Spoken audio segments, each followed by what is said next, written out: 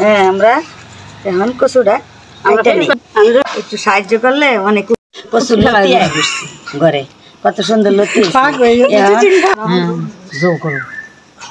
কাইটা নিলাম নেঞ্জা দিয়া আর মাছের ইলিশ মাছের মাথা দিয়া কচু দিয়া রসুন দেওয়া। এই যে আমগর মার রান্নার মধ্যে আমগর বড় মা সাহায্য করতেছে। বড় মা দেখা গেছে পেঁয়াজ রসুন বাছতেছে। আমার দাদি হয়, আমার দাদি আমার সাথে একটু সাহায্য করতেছে। এগিয়ে যাইব আমার দাদি না এই কচু দেখি গেঞ্জি দিয়া ইলিশ মাছের মাথা দিয়া আবার নেজা দিয়া কেন করিয়া রান্না করবো বুঝছেন বু। আপনার দাওয়াত রইল বু, আপনি আইসা খায়া যান। পদ্মা সেতুর ইলিশ বু বুঝছেন, অনেক ভালো স্বাদে। হ্যাঁ অনেক মজা হইব, খাইতে খুব স্বাদ। হ্যাঁ অনেক মজা ছিলাম তো নিগে এই আরি তো ডাকনা ছিলাম অবু ইলিশ মাছ এই যে ডাকনা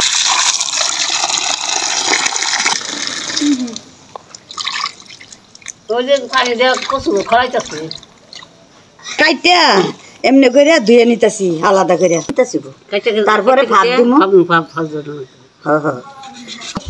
কচুটা কাইটা নিতেছি, কাইটা পরে ধুইয়া আবার ভাত দিব। ভাত দিয়া তারপরে মাছের মধ্যে সামনে হ্যাঁ রান্না, তারপরে সেন মাছ কষাইয়া পরে সেন কচু দিব। তাই এই মাত্র বছরের পয়লা ইলিশ মাছ দিয়ে রান্না নাকি? হ্যাঁ হ্যাঁ বউ ঠিক ঠিক কষাবি না? হ্যাঁ কষাম। হ্যাঁ হ্যাঁ না না না ভালো কথা কন, ভালো কথা কন বুঝছেন। না না এটা মনে করুন ইলিশ মাছ দিয়া কচু দিয়া রান্না করবো। এবার বছরের পয়লা কচু আর খাই নাই। হ্যাঁ আমার মাইয়া কইতেছে কচু পছন্দ করে, ওর আব্বা বাজার থেকে কচু আনছে। কইছে মা কচু রান্না করো, কচুর বড়া বানাও। মাইয়া গেছে গা জামাই বাড়ি, মাইয়া গেছে গা জামাই বাড়ি। ওন কি করবো, আমরাই রান্না করি আজকে ইলিশ মাছ দিয়া সবাই মিল্লা খাই। হ্যাঁ হ্যাঁ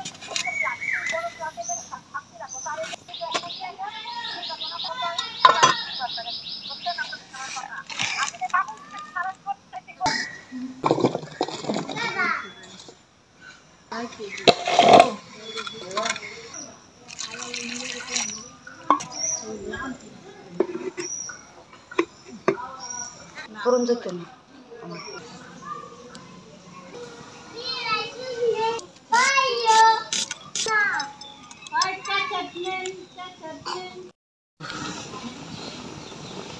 এটা ধরলাম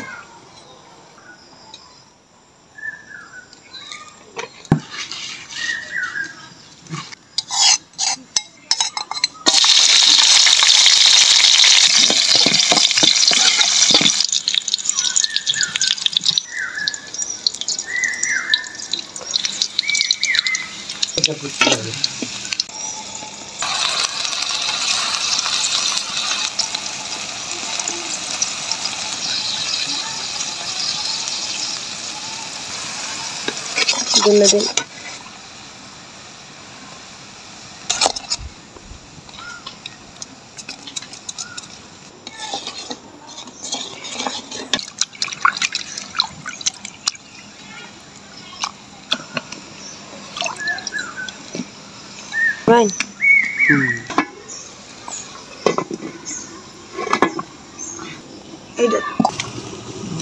বুঝছা শাকিল গো খালি কাছে ঠেকলে জ্বালাইন যে